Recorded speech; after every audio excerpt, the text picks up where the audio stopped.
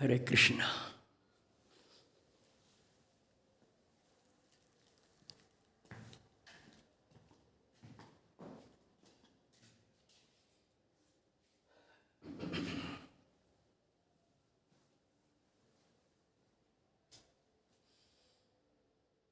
हरि ओम तत्सत।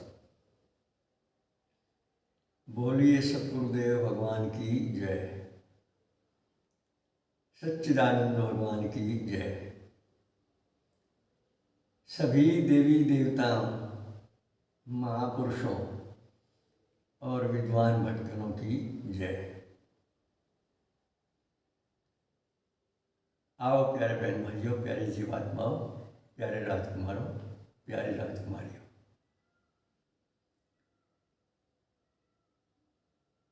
कुछ अपने स्वधर्म संबंधी, अपने फर्जों संबंधी जानकारी पर चर्चा करें।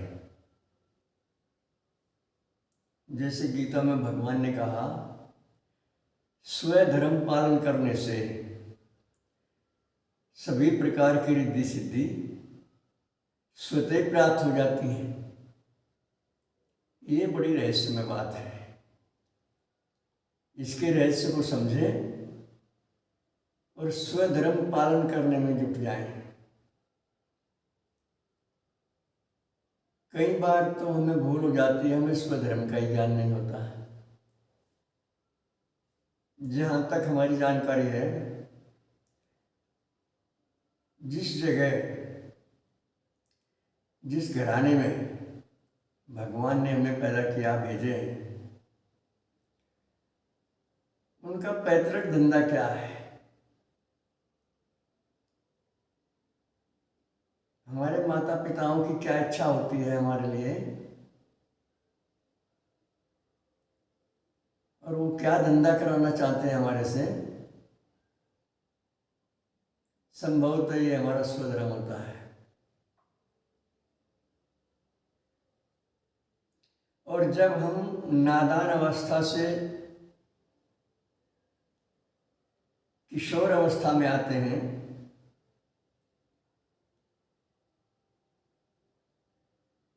और हमारी जानकारी बढ़ने लगती है,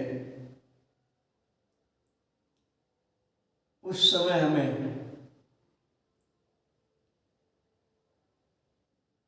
बहुत प्यार के साथ स्वधर्म की जानकारी प्राप्त करनी चाहिए।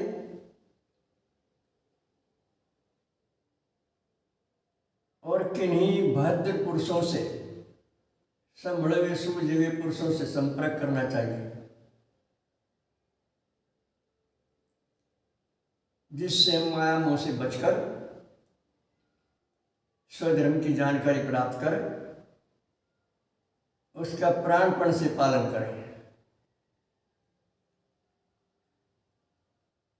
मैंने कुछ महापुरुषों से ऐसा सुना है कि हर इंसान के जीवन में कुछ भूलें होती हैं। कुछ भूलें छोटी मोटी होती हैं, कुछ बहुत बड़ी भूलें होती हैं। ये जो अज्ञान को ज्ञान मानने वाली भूल है, ये बड़ी भूलों में से एक भूल है। और जब तक भूल को भूल नहीं समझा जाता, वो दूर भी नहीं होती। ये प्रकृति का नियम है।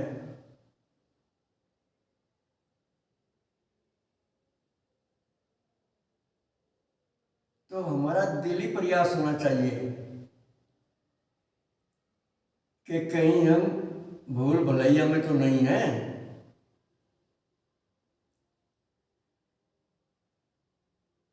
कहीं हम अज्ञानवश झूठ को तो सच नहीं मान रहे। क्योंकि पहचान है हर चीज की। कई वीडियो में हमने हर प्रकार की चर्चा करी है और बार बार ये कहा कि पहचानो अपने आप को। क्या लक्ष्य है आपके जीवन का? लक्ष्य निर्धारित करके लक्ष्य प्राप्त करने का प्रयास करना तो बुद्धिमानी है, समझदारी है। और यदि लक्ष्य ही नहीं है, बस खाने पीने के लिए कमाते हैं, और संसार के सुखों को भोगने की इच्छा करते हैं। क्या यही जीवन है? अगर ये जीवन समझ लिया तो ये भी एक बड़ी भूलों में से एक भूल है। हमारे आपके सामने कैसी कैसी घटनाएं घटती हैं, घर में, परिवार में, समाज में, दुनिया में।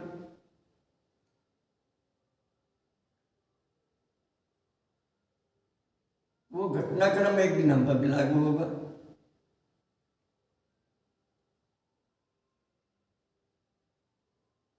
और जैसा कि एक बात आप सब जानते हैं, शरीर की कैसी अवस्था हो जाए, कितना ही वृद्ध हो जाए, कैसा ही रोगी हो जाए, मरना नहीं चाहता कोई। हमेशा हमेशा जीने की इच्छा होती है।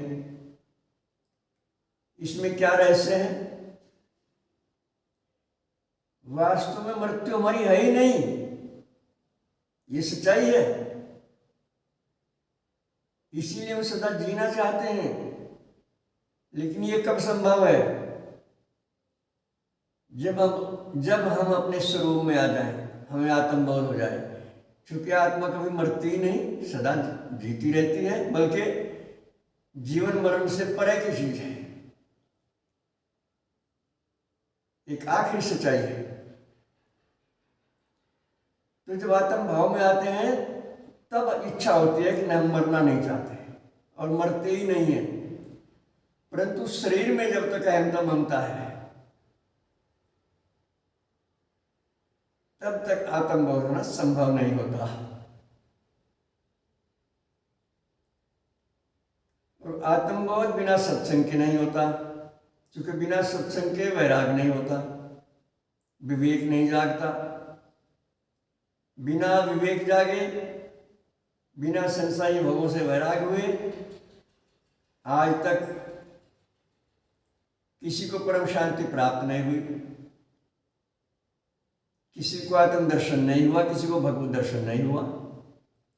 ये जो शब्द बोल लेते हैं हम, पढ़े हुए, सुने हुए, हम भी वैसे ही बोलने लग जाते हैं, अच्छी अच्छी बातें बोलने लगते हैं, बड़ी ज्ञान की चर्चा करते हैं आपस में भी।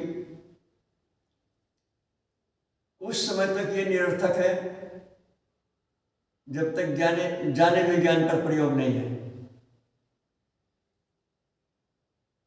जब तक हमें आत्म दर्शन नहीं होता, भगवत दर्शन नहीं होते, तब तक ये अज्ञान ही है जिसे हम ज्ञान माने बैठे हैं। तो इसलिए उठिए, जागिए, विवेक जगाइए और सपने में भी विवेक का अनादर ना करिए। संसार के लारे, समाज के लारे भेड़ाचाल में मत आइए। आना जाना अकेले का ही होता है। घर परिवार का कोई सदस्य, कोई मित्र, कोई साथी साथ नहीं देता। इस पर बहुत प्यार से, बहुत गहरे से विचार करिए और अपने आप को जानने के लिए जुट जाइए। बस आज इतना ही। सर्वे भवन्तु सुखिनः, सर्वे सन्तु निरामया, सर्वे भद्राणि पश्यन्तु, मा कश्चित् दुर्भाग् भवेत्। नए दर्शकों और श्रोताओं के लिए हमारे नंबर हैं 7500 39 75 35, 96 900 54 725। ओम शुक्राय नमः।